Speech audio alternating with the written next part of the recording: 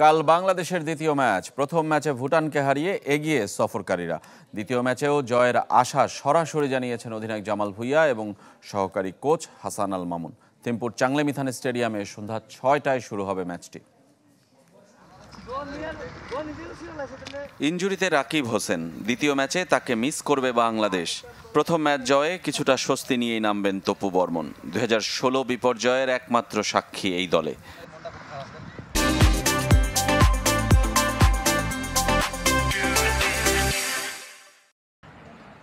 থিম্পু জয়ের নায়ক শেখ মোরসালিনের উপর প্রত্যাশা বেড়েছে। ১২ ম্যাচে ৫ গোল করে স্ট্রাইকার সংকটের সমাধান তিনি। নিয়মিত অধিনায়ক জামাল ভুঁইয়া প্রথম ম্যাচে নেমেছিলেন বদল হয়ে। সিরিজে এগিয়ে থাকায় তরুণদের আরও বেশি সুযোগ দেবেন কি কোচ হাভিয়ের কাবরেরা?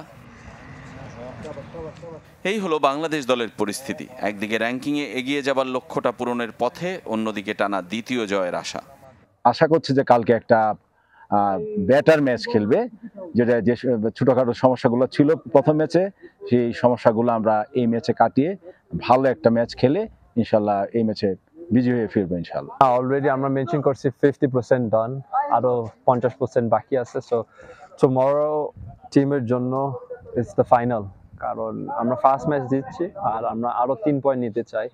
সো লক্ষ্য হচ্ছে 3 পয়েন্ট, আর বাংলাদেশ গেলে আমরা সবাই হ্যাপি থাকবো ইনশাল্লাহ। জিতলেও প্রথম ম্যাচের পারফরমেন্স মন ভরাতে পারেনি ফুটবল প্রিয়দের। সমুদ্রপৃষ্ঠ থেকে থিম্পুর উচ্চতা আর দীর্ঘদিন ম্যাচ না খেলায় ফিটনেস সংকটে সাবধানী ফুটবল খেলেছে দল। কৌশল বদলানো ভুটানকে চিনে দ্বিতীয় ম্যাচে অল আউট খেলতে চায় বাংলাদেশ। ভুটান এবার যে ফরমেশনে খেলেছে, আমরা অতীতে অ্যাকচুয়ালি ভুটান এই ফরমেশনে আমরা কখনো দেখিনি। হয়তো ওরা 4-1, 4-2-3-1 এই স্টাইলে খেলেছে, বাট এবার তাদের ফরমেশনটা টোটালি 5 ব্যাক নিয়ে খেলেছে অনেক সময়। সো এটা টোটালি ডিফারেন্ট।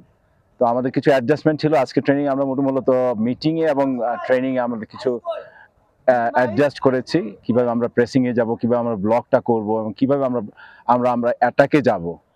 ম্যাচের আগের দিন হয়েছে হালকা অনুশীলন। ম্যাচ ভেন্যু চাংলেমিথান স্টেডিয়ামে কৌশল নির্ধারণের সাথে ফিটনেসের পরীক্ষা দিয়েছে পুরো দল। রেজওয়ানুজ্জামান, চ্যানেল 24।